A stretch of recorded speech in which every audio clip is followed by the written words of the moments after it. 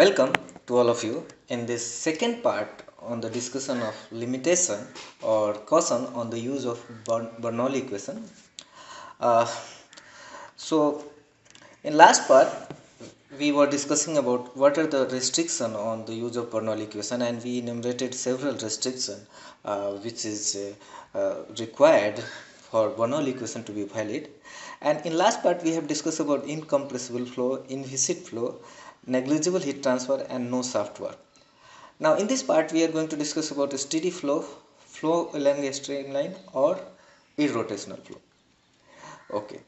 Now, before I start this part fully, what I want to convey that to understand this concept thoroughly, we need to have a basic understanding of what is a streamline as well as what is rotational flow as well as what is irrotational flow.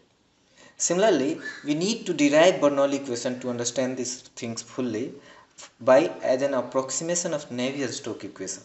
Okay, so I will discuss about what is rotational flow and irrotational flow as well as what is how we can derive Bernoulli equation from Navier-Stokes equation.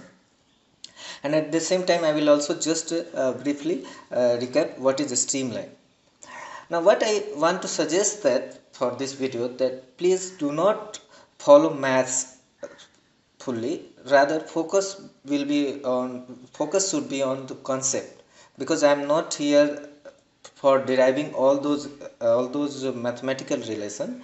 Rather, I just want to explain the concept of flow, irrotational flow, as well as how Bernoulli equation is limited by these different restrictions. So it may be possible that I may skip some of the steps during derivation, because I think that mathematics can be understood by going through the derivation from the book, but the focus will be for this video only on the concept. Okay. Now let us first define what is the streamlines and pathlines. So to understand a streamline, what I suggest that just think that you are just taking a photograph of the flow. So if you have just taken a snapshot of a flow, and so then you will get the instantaneous local velocity vector at each point.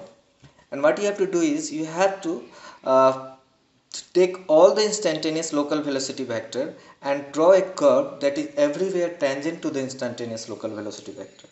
So that curve is called a streamline. Okay, so at a particular instant, all the velocity vector, if you just draw a curve which is tangent to all the local velocity vector at a particular instant, then that is called streamline.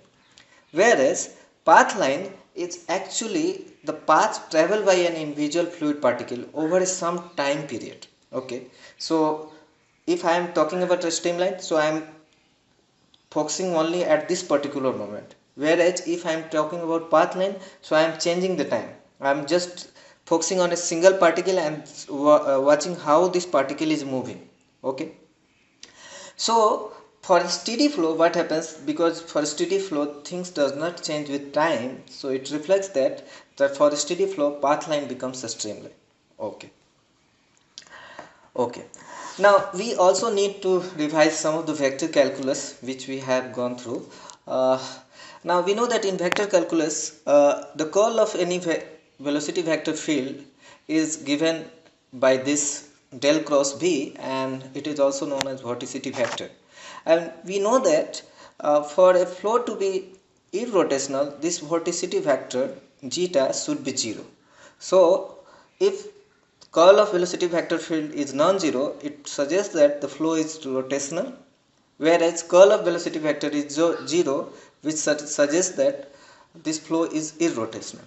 So if I take irrotational approximation means if zeta is 0 or very small, in that case also I can approximate it as irrotational flow. So if I approximate the flow as irrotational, in that case curl of velocity vector field should be 0. And we know that in mathematics, whenever a curl of any vector field becomes 0, then that field becomes conservative, and in that case we can write vector field as a gradient of some scalar function. So for this case we can write velocity vector field as a gradient of some scalar function phi, and we know that in mathematics we call this function as a potential function. So here phi is basically called as velocity potential function, and that's why irrotational flow are also called potential flow, because for irrotational flow we can write velocity vector field as a function, as a gradient of some scalar potential function. Okay. Similarly, we know that we can write continuity equation for incompressible flow as the divergence of velocity vector, and which will be 0 for incompressible continuity equation. Now here for irrotational flow we can write V as a del phi, so we will get this equation del square phi is equal to 0, and this is also called Laplace equation. So for incompressible irrotational flow I get this equation. Okay, so this is the basic we know from mathematics. Now as I defined, zeta is equal to curl of velocity vector field, so in Cartesian coordinate we can write zeta as like this, and if you look at this equation, then what you find that if there is a velocity gradient in different direction, then there will be chances of curl of velocity vector is non-zero. So if there is no gradient, it suggests that if there is no gradient, it means vorticity vector is 0 and the flow is irrotational. So what I try to explain here is that if flow is such that there is no velocity gradient, then the flow will be irrotational. Let me explain this by using this example. Suppose take on this book, take this particle and this particle. Okay, now this is a straight. Now suppose this particle is at rest and this particle is having velocity in y direction. So what will happen? At some time, since this particle is rest and this particle has velocity in y direction, so what will happen? So it will move like this. This was initially the A and B particle which was connected was horizontal. At some time the A particle will remain at this point only, whereas B particle may move up to this point. So what will happen? There will be a rotation. So due to velocity gradient, rotationality arises. Okay. Now this is I have just explained by taking an example of 2 or 3 particles. This can be also explained by this by theoretical understanding. We know that for inviscid flow, because if there is no gradient, it means the flow is inviscid. So for inviscid flow there will be no shearing stresses, we know that. And so the only forces acting on for inviscid flow is forces due to gravity as well as pressure forces, because we have defined any flow will be inviscid where net viscous forces are negligible compared to the pressure forces and inertial forces. So in that case we know that the generally weight acts through the center of gravity, so it cannot arise any rotational motion. Similarly, pressure acts in the direction normal to the element surface, so it cannot also arise rotationality. For example, if you see this surface, so here the force, if the force is acting on this direction, it means it is parallel to the surface. If in this direction it is parallel to the surface, and if it is acting on this direction, so in that case it is normal to the surface. So if the force is acting on the normal to the surface, hardly it can do its rotational motion. It cannot rotate. To rotate any body, what is required? A shear stress is required. For example, if shear stress is acting in this direction, it may rotate like this. Okay. So what we understand that for inviscid flow, generally there won't be any rotation because of no velocity gradient. Okay. So from understanding of this, we can summarize that rotationality usually arises due to viscous forces, and which usually act in the Weck's region or the solid in the vicinity of solid boundaries, because we know that at solid boundary there will be no slip boundary condition, so the fluid particle which is in direct contact with solid boundary will be having zero velocity, whereas the fluid particle which is far away will be having some finite velocity. So there will be velocity gradient, and so because of that there will be rotational motion. Similarly, if the fluid is flowing through a turbo machinery, so there will be a rotation. And similarly, as we discussed in last part, that because of non-uniform heating, there will be temperature gradient and the rotation may arise. Okay. Now, based on this understanding, what we may deduce that all inviscid flow are basically irrotational flow. So let us examine that it is true for all the cases or not. So if I take a solid body rotation means, suppose take a fluid inside a cylinder and start rotating the cylinder. In that case, what will happen? The fluid particle will be having circular motion. So all the fluid particle having zero velocity in radial direction, whereas in hoop direction or theta direction there will be a velocity will be equal to omega r. If I take only in 2D. So in that case, if you compute vorticity, that is curl of velocity vector, so in that case you will find that this vorticity vector is not zero because the fluid is in rotation. Just calculate using this formula. And if you try to compute shear stresses, then you will find these shear stresses are zero.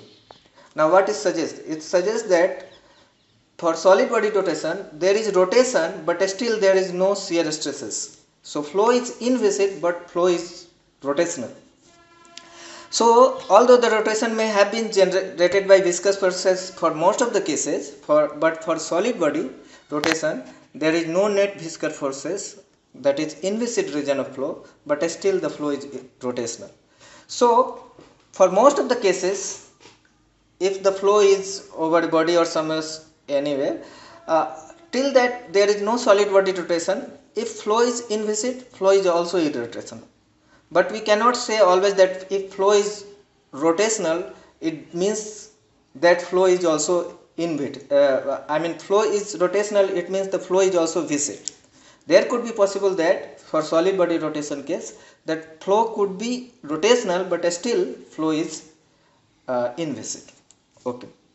Now let us examine that whether if flow is irrotational, then flow is inviscid also.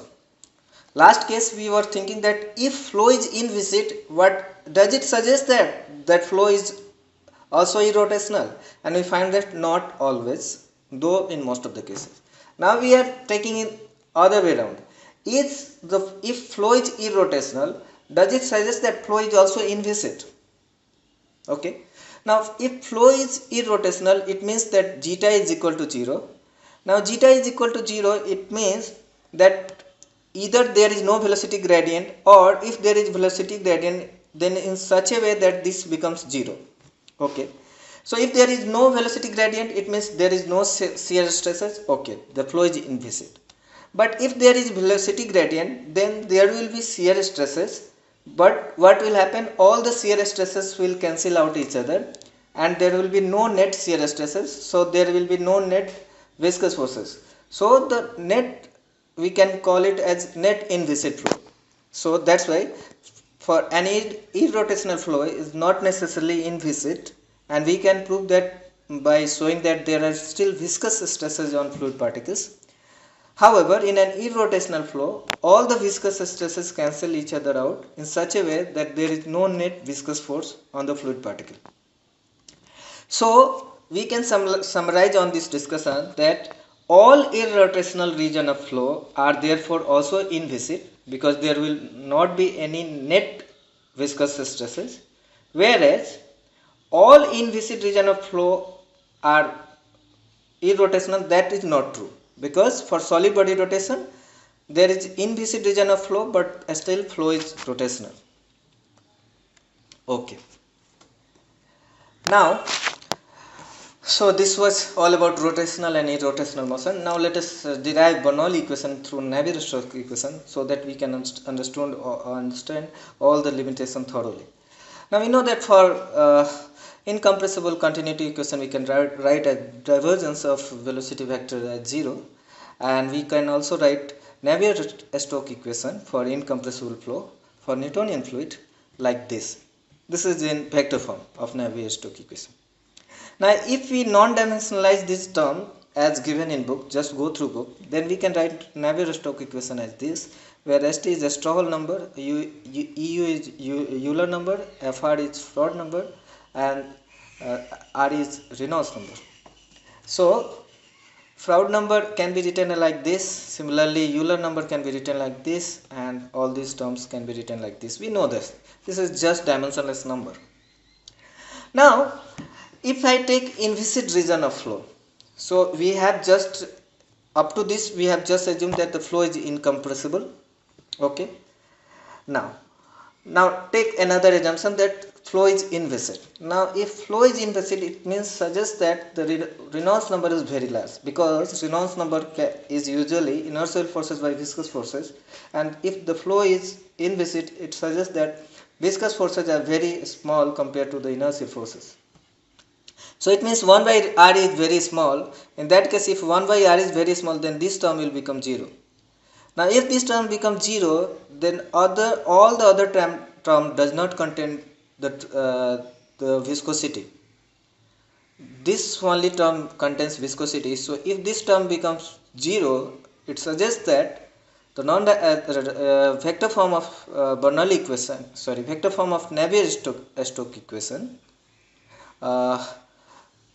also contain only one term of viscosity. So if for high Reynolds number, this term will become 0. Is understand? For high Reynolds number, this term will become 0. So Navier-Stokes equation only contains the term which does not include viscosity. So similarly, for vector form of Navier-Stokes equation, this term will become 0. Now if this term becomes 0, then we will get this equation, and this is also called Euler equation. Okay. Now, so we have taken two assumptions till now to get Euler equation. One is incompressible flow and another is inviscid flow. Now if I take another assumption, that is a steady flow, then I get this term is equal to 0. So I will get this equation. Now this v dot del v can be written like this. This is a vector identity you may be knowing through vector class. And if I take g in the negative direction of z, then I can write this equation like this. I have just written v dot delta v is equal to this, and I will get this equation. Okay. Now I have to just rearrange.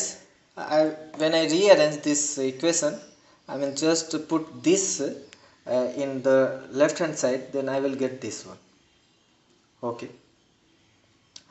Now if I take the dot product of each term with a differential length ds, then I will get this, and we know that the dot product of the gradient of a scalar and a differential length gives the differential change in the scalar in the direction of differential length. We know from this vector calculus.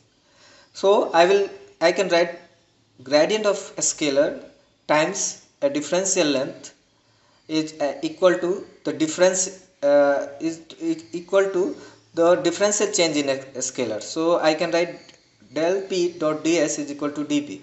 Similarly, del v square dot ds is equal to dv square, and similarly del z dot ds is equal to g dz. So we can write left hand side like this. Now if you see this closely, then you will find that integral of this is equal nothing but the left hand side of Bernoulli equation. And to get this Bernoulli equation, we need to integral of this function is equal to constant. So integral of this function will be constant only if this becomes 0. So to get Bernoulli equation, we need to get this is equal to 0, and this will be 0 only when this will be 0 by 2 possible way or 3 possible way. If there is no velocity, then will be 0. Okay, that is not our concern. So if you look at this function, this is basically cross product of velocity vector times curl of velocity vector. So this vector will be perpendicular to the velocity vector, whereas this ds is infinitesimal length, and if ds is along a streamline, so what will happen, this will be a parallel to the velocity vector, and this whole will become 0, because this is parallel to the velocity vector and this is perpendicular to the velocity vector, so this whole becomes 0. So this will become 0 if ds is along a streamline. So along a streamline this will become 0 and we will get Bernoulli equation. So Bernoulli equation will be valid along a streamline. Or if ds is not along a streamline, in that case also this will become 0 if curl of velocity vector becomes 0. So that is called irrotational flow. So if flow is irrotational, then we can derive Bernoulli equation. Similarly, if flow is along a streamline, then also we can derive a Bernoulli equation. So it means that if I get only one condition is valid, that if ds is along a streamline, in that case Bernoulli will be valid, but the Bernoulli constant will be different for different streamline. Okay, for example, just take a solid body rotation where flow is rotational but flow is inviscid, so we can apply Bernoulli, and in that case since the flow is rotational, then there will be Bernoulli constant and there will be different Bernoulli constant for each streamlines. Okay, for example, this streamline have Bernoulli constant C3, this streamline has Bernoulli constant C2, this streamline has Bernoulli constant C1. Whereas if flow becomes irrotational, then this Bernoulli constant becomes same for each streamline, and so we can apply Bernoulli equation between any these two points. So we can apply Bernoulli equation across the streamline also. Okay. Now what I want to discuss, that only for solid body rotation there it is possible that there is inviscid flow and the flow is rotational. For most of the questions, what we will find that if the flow is inviscid, in that case only we can apply Bernoulli, and if flow is inviscid, it means flow is also irrotational. So we can apply Bernoulli equation without thinking about the flow is along a streamline or not. Okay. Now during derivation, what we assume that the Reynolds number is very high, which necessarily mean that viscous forces are negligible compared to the inertial forces. Now let us think about high Reynolds number.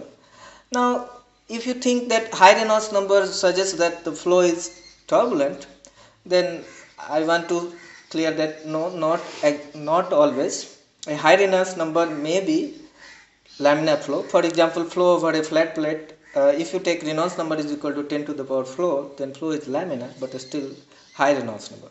A low Reynolds number means Reynolds number is very low. For example, Reynolds number is 1 or Reynolds number is 10. So in that case, what is happened, viscous forces is dominating compared to the inertial forces, and that type of flow is called creepy flow. So in creepy flow we cannot apply Bernoulli equation. We can apply Bernoulli equation for laminar flow, which is having very high Reynolds number. And what about turbulent flow? For turbulent flow we get very high Reynolds number, then this assumption will be valid. But we have serious problem with turbulent flow, 2 or 3 serious problem. Now the first problem is, as the nature of turbulent flow, we know that in turbulent flow large eddies continuously form, and they usually what happens, they break down into small eddies, and finally these small eddies destroyed by viscous shear stresses. So what happens when a small eddy is destroyed by viscous action, mechanical energy converted into heat, and this is also called viscous dissipation. So because of the nature of turbulent motion, it suggests that Bernoulli equation cannot be valid because Bernoulli equation is essentially a statement of mechanical energy conservation. Similarly, for turbulent flow, we know that turbulent flow is usually having a fluctuating component of velocity. Usually turbulent velocity is usually given by a steady average velocity plus fluctuating component of velocity.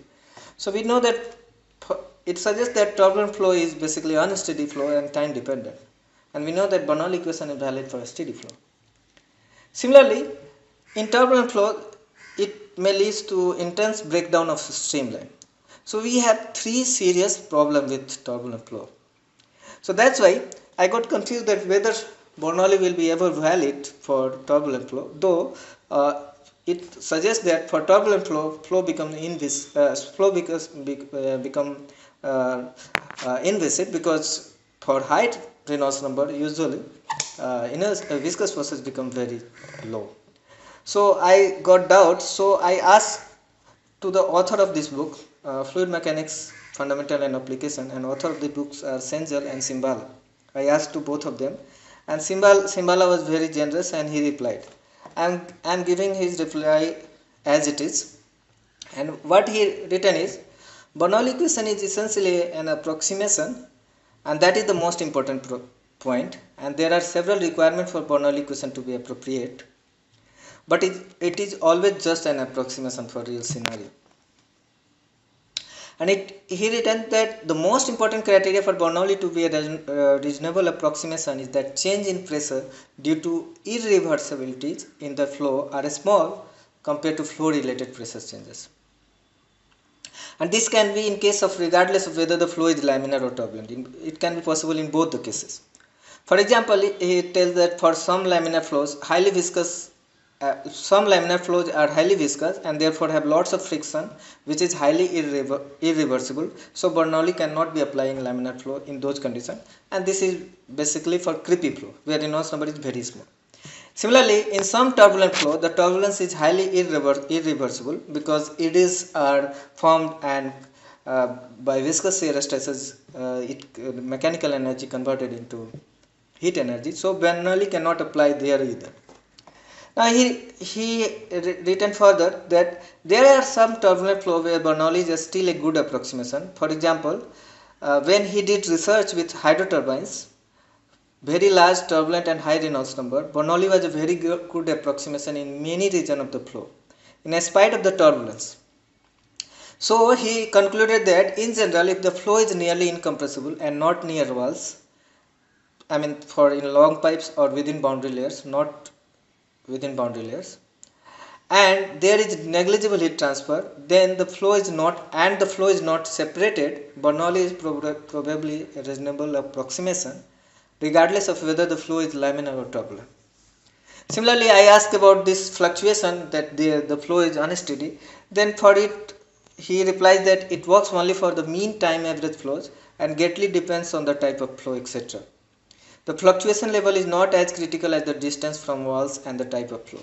So it suggests that as long as the time average velocity remains constant, I mean time average velocity is not changing for turbulent flow is also, then we can apply Bernoulli. However, if time average velocity is also changing, in that case we may not apply Bernoulli. Again, I also asked about that turbulence suggests that intense breakdown of streamline. So he replied that my discussion applies only to the mean flow, so we cannot be looking at individual streamlines. Okay, so this suggests that we may apply Bernoulli in turbulent flow also if the flow is, I mean time average flow is not changing, and if the viscous dissipation is very small. So in that cases, it may be possible that we may apply Bernoulli in turbulent flow also.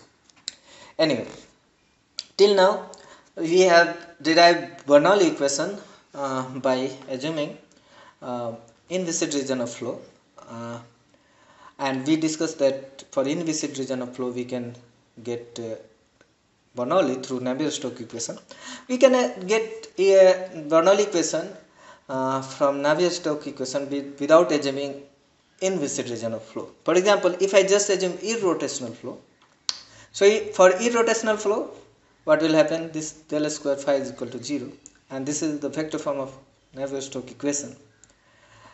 So this term mu del square v can be written as del phi, and so this can be also be written as like this, and this is 0 for as a Laplace equation for irrotational flow. So this will again become Euler equation like this.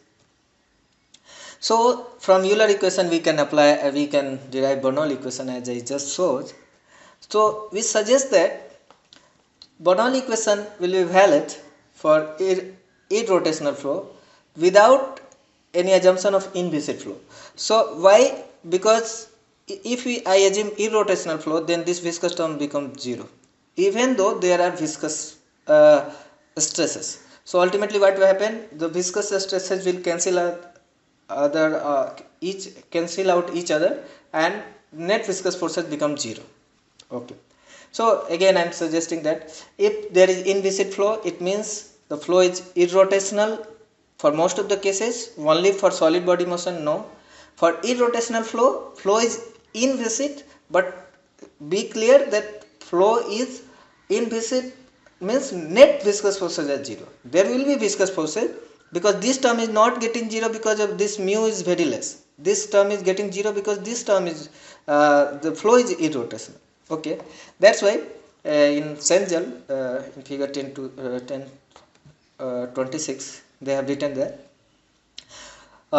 because in Bernoulli equation this implies inertial forces, this implies pressure forces, this implies gravity forces, and this is viscous forces.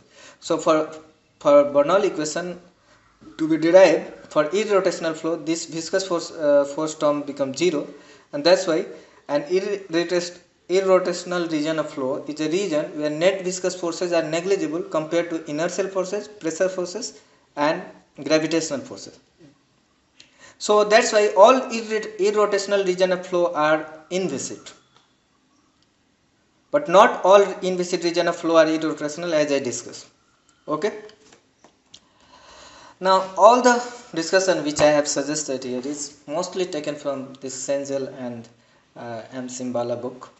Some of the concept I have taken from McEwen Smith, and some of the concept from Bruce R. Munson. And as I have just mentioned that I have also emailed with Professor M. Simbala, and he generously replied, so I have also given his reply. Anyway, thank you for watching.